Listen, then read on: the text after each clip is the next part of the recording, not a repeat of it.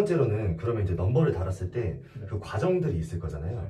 그 과정들은 혹시 어떻게 진행이 되는지. 뭐 일단 차량에 번호판을 다는 것 자체는 뭐 그렇게 오래 걸리는 시간이 아니라 자동차 명의가 이전된다든가 어떤 뭐 그런 과정 안에서 구청에 이제 하얀색 번호판을 반납을 하면 이제 영업용 번호판으로 바꿔주는 이런 네. 건데, 그 전에 어떤 서류라든가 어떤 이런 기본 작업들이 필요한 거죠. 그래서 차주분들이랑 아까 차량을 소유하신 분이랑 이제 그 영업용 번호판을 소유하고 있는 회사가 계약서를 작성하고 그거에 맞춰서 이제 어떤 허가와 이런 거를 이제 발급을 받아서 구청에 제출을 하면, 흰 넘버랑 같이 제출하면 이제 영업용 번호판을 발급받는 이런 과정을 거치게 되는 거죠.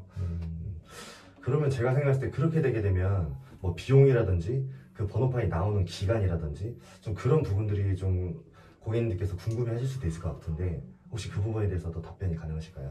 일단은 번호판을 뭐 앞에서 말씀드렸다시피 번호판을 부착하는 것 자체는 시간이 오래 걸리는 게 아니라 그 전에 이제 계약서를 작성하고 뭐 어떤 그 토대로 어떤 서류를 발급받고 하는 시간들이 걸리는 거기 때문에 실질적으로는 시간이 뭐 얼마나 걸린다라고 장담할 수는 없지만 기본적으로 한 하루 이틀 정도는 다 달 수가 있는 거고, 근데 그 과정에서 이제 그 차주분이랑 뭐 회사가 그 각자 서류를 정확하게 갖고 있다라고 가정했을 때는 하루 이틀이면 다 충분히 달 수 있는 거고요. 근데 이제 뭐 차주분이 오시면서 뭐 필요 서류 뭐 인감 증명서라든가 인감 도장 아니면 뭐 본인 서명 사실 확인서라든가 뭐 이런 것들이 뭐 미비한다든가 아니면 그 화물운송 사업 화물운송 자격증을 뭐 없다든가 뭐 이런 경우에 따라 가지고 시간이 오래 걸릴 수 있는 거죠.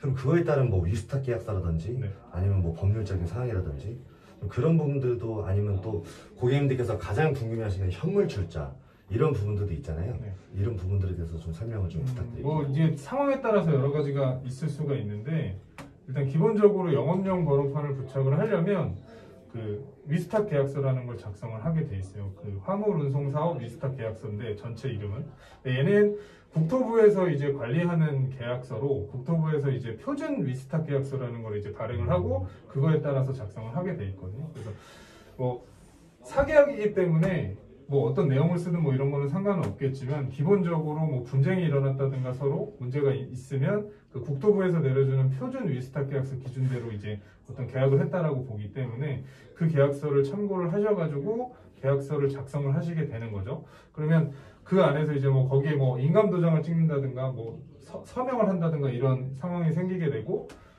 그러면 뭐 인감 증명서를 발급해 주신다든가 아니면 본인 서명 사실 확인서를 발급을 해 주셔서 이 계약이 유효하다는 걸 입증을 해서 이걸 가지고 구청에 제출을 하고 이제 번호판을 부착하게 되는 건데, 말 그대로 화물 운송 사업, 이 화물 운송 사업에 대한 위탁 그리고 수탁, 이래서 위수탁 계약서인 거거든요. 네. 이 운송 사업을 가지고 있는 법인이 개인한테 위탁하고 그 개인은 그걸 수탁해서 사용한다, 이런 계약서인 거예요.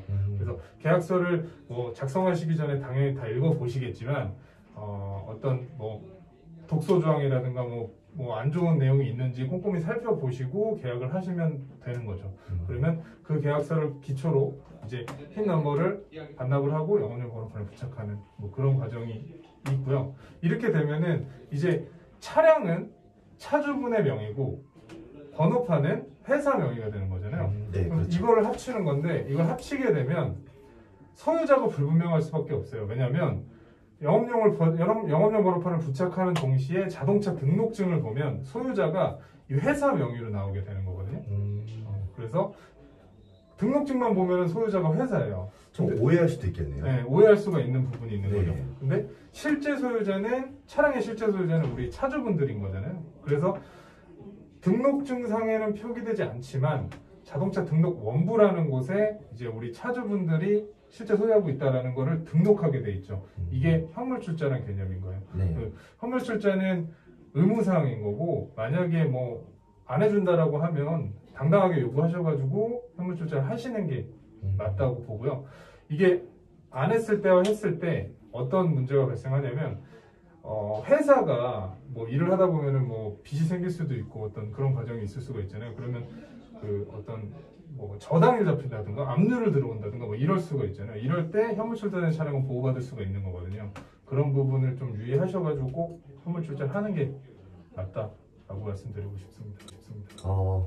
지금 너무나도 명확하고 정확하게 저희 넘버 담당자이신 김성현 팀장님께서 지금 오목조목 고객님들께서 좀 궁금하실 부분들을 싹싹 좀 긁어주신 것 같은데, 혹시 마지막으로 고객님들께 뭐 더 알려주고 싶은 정보라든지 그런 부분들이 좀 있으시면은